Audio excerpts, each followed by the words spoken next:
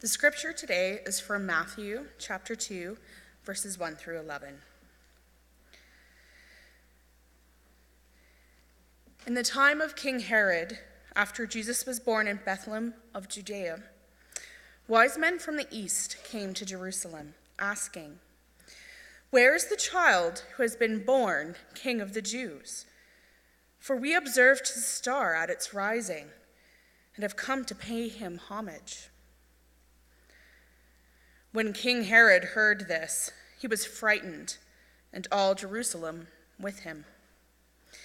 And calling together all the chief priests and scribes of the people, he inquired of them where the Messiah was to be born. They told him, "In Bethlehem of Judea. So it has been written by the prophets.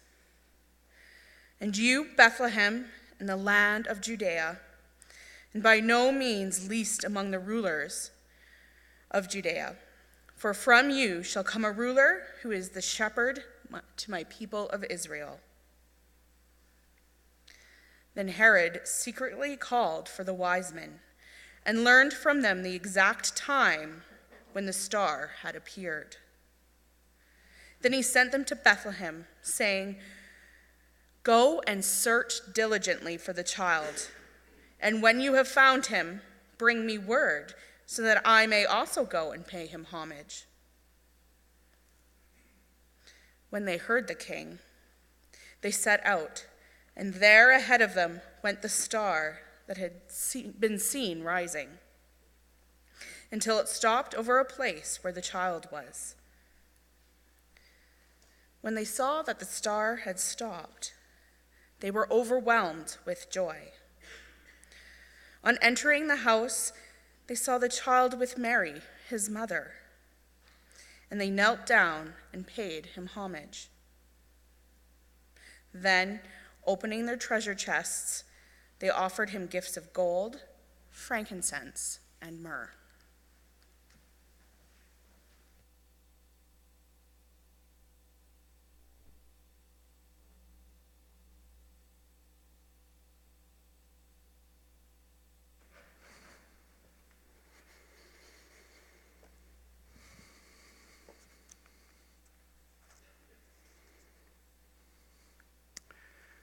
What you just heard is our ancient story that introduces us to Epiphany.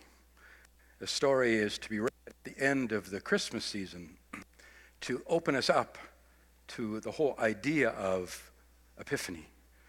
That is revelation of the light of God. Several years ago now, I remember distinctly seeing a commercial on television that was all about Epiphany. And I caught my attention because I couldn't believe there was a commercial that actually started out by talking about what Epiphany is. It said, an epiphany is a sudden awakening to the essential nature or meaning of things. And then through a series of provocative images, it started to talk about epiphanies. They said something like this: the day you realized babies aren't delivered by storks, that was an epiphany. The day you realized men and women aren't the same, that was an epiphany. And we could maybe add or adapt it to say, the day you realized there were more than two genders, that is an epiphany. And then it went on for a couple of more, and then with some provocative images, it concluded with this sentence: realize that your website is your business and your software can't handle the traffic, that is an epiphany. And then the logo of IBM came up, as if IBM was the light for the world. But what was interesting to me was they were actually playing with the idea of Epiphany, that Epiphany is about revelation. Epiphany is an event that breaks through all of our knowledge, the things we know and the things we think we know, and shows us the essential nature and meaning of things that might be different than we supposed. There's more to life than our habitual sight that we have come to see. This is the promise of Epiphany. So how is the divine breaking through our own understanding today? the things we know and the things we think we know? How is the divine breaking through to reveal new things? The beautiful Epiphany story is actually quite profound in its images.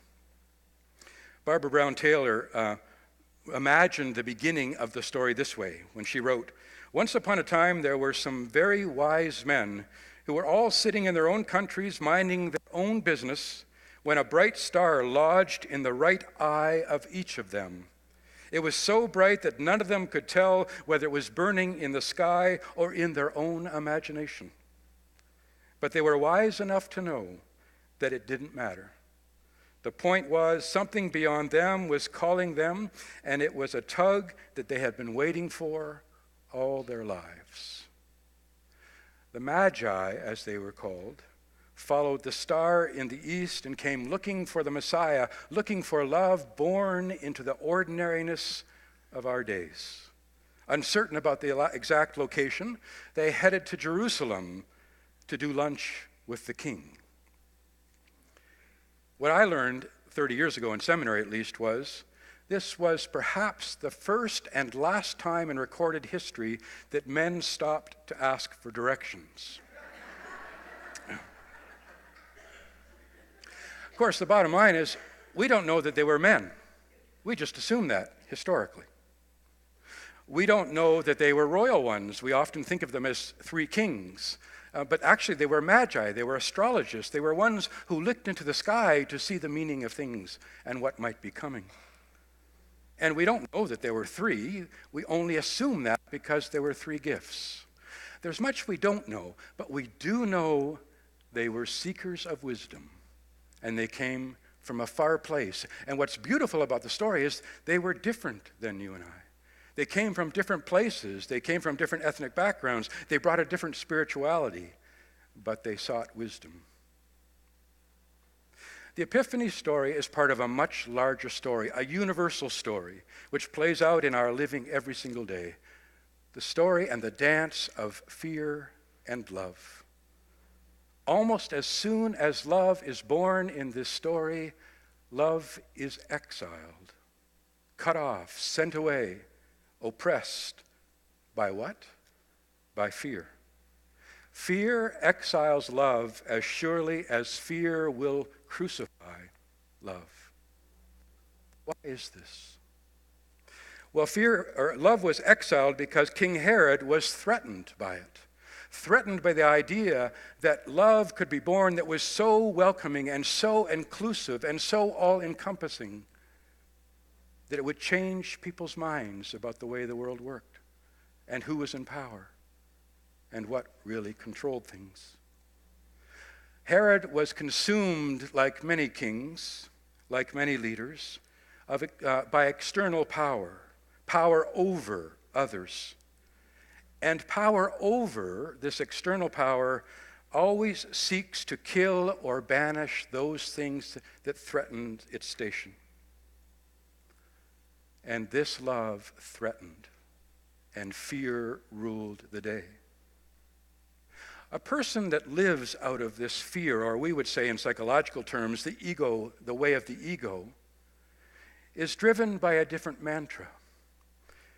It's driven by a never having security, always anxious about what might be. A person living out of this mantra, this fear, this egoic way, never has enough, always seeking more, whether it be material things or status or power. And it's constantly battling the outside world for control. We can find this in our own experience of our own egoic way. When we lose control, when we encounter uncertainty, there is a fear that rises up. The gospel is not saying, don't have fears. It's saying, acknowledge your fears, but don't live them. Don't be afraid. Don't live out of this way. A leader who is caught up in fear seeks control at all costs, pushing down anyone who disagrees or is different, excludes, does not include, banishes, does not welcome, exiles love in the process. Imagine the kind of leadership when a leader of a country embraces this path. Imagine the kind of leadership that comes from fear or the egoic way. Imagine the laws that get enacted. Imagine the relationships that get formed. Imagine the walls that want to be built. I couldn't help it this week. But as I was reflecting on this story, I had this picture of King Herod, this flaming shock of orange hair.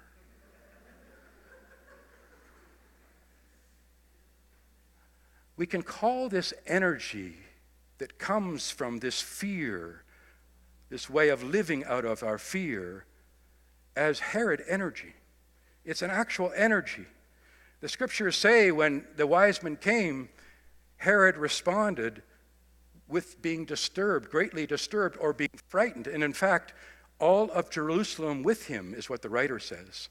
How does the writer know how all of Jerusalem is feeling about this? But maybe it's a symbol of saying when fear rules, when fear reigns in our lives, then fear spreads. Then we begin to look at the other as something to be afraid of, especially the other who might be different than us. And fear reigns in our own living and in our own relationships. This energy seeks to suppress or even destroy the redemptive power in our midst, which is why King Herod ordered the death of all firstborn children when he heard when the star appeared. The ultimate act of fear and control. In the process, he tried to kill redemptive power. He tried to exile the new thing that God was doing in the birth of the Messiah, in the birth of love born in the midst of each of us. So the question for us, of course, is to take this symbolic story and ask, where is this living in our lives? Where is the Herod energy alive and well in us, in our relationships? When is it that we kill the new thing out of fear? When is it that we are so afraid or so concerned about uncertainty, we suffocate or suppress the new thing that is trying to be born in us or through us? So what I'd like to introduce today is a simple, healthy habit or practice that I have found helpful for me. And it really is about living with this Herod energy. It comes from a book called 15 Commitments of Conscious Leadership. And I've used this in leadership development circles, and people have found it helpful, partly because of its simplicity. It's got a very simple leadership model that I would hold up as a way of understanding and practicing conscious living. That is, how do we be conscious in the moments of our days? Because when we're not conscious, fear rises up naturally. So here's the model. It's a black line. Pretty simple so far. All I want you to do this week is hold this black line in your minds, in your imagination. When you're in the midst of your day, when you're encountering your relationships, when you're responding to life all around you in its swirl, remember the black line. What they suggest is that we live either above or below this black line every moment of every day. And the above and below the line is really whether we're conscious or not. And how they describe what it means to be conscious or unconscious in our living is simply by these words. Above the line, conscious living is about being open and curious and committed to learning. Below the line, or unconscious living, is being closed and defensive and committed to being right. Those things sound familiar to you? All of us, they would suggest, live a lot of our lives below the line, unconsciously. Might be hard to admit. When they do their workshops, they ask the same question at the beginning of every one, and they ask people, where are you? Are you above the line or below? How many people are above the line? And the majority of people will always raise their hand, above the line. Right? And what they suggest to that is we are so afraid of being wrong that we've got to put up our hand when they ask us, right?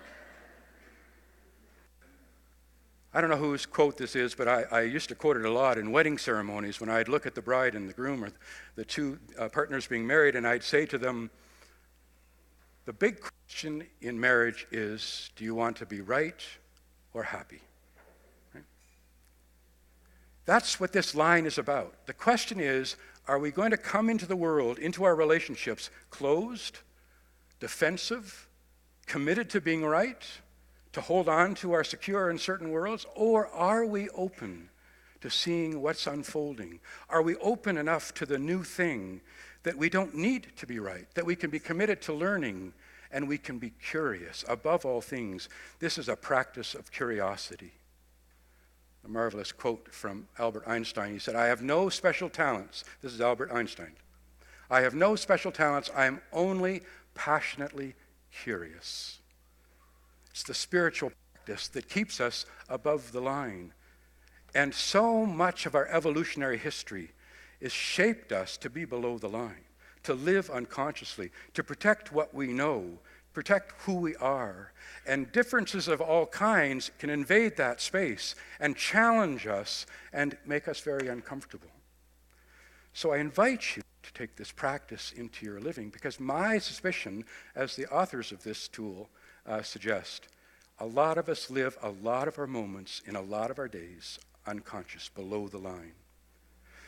I had an experience of this a few years ago when I was working at Bethany Care Society, and Bethany is a series of nursing homes, and I was in one of them that went up the hill here in Hillhurst.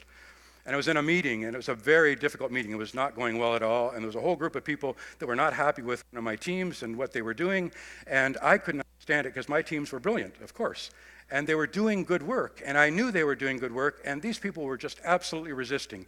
And I walked away from that meeting really frustrated. In fact, I was a little obsessing after I walked out of that meeting, and I was going down the hall, and it was lunchtime, and I had to hurry to get across the way to get to another meeting. And so I'm moving down the hallways pretty quickly, and I'm lost in my thought about the last meeting, thinking about the next meeting, trying to figure out how I can convince these people wrong about my team, which, of course, is the job of a leader, right?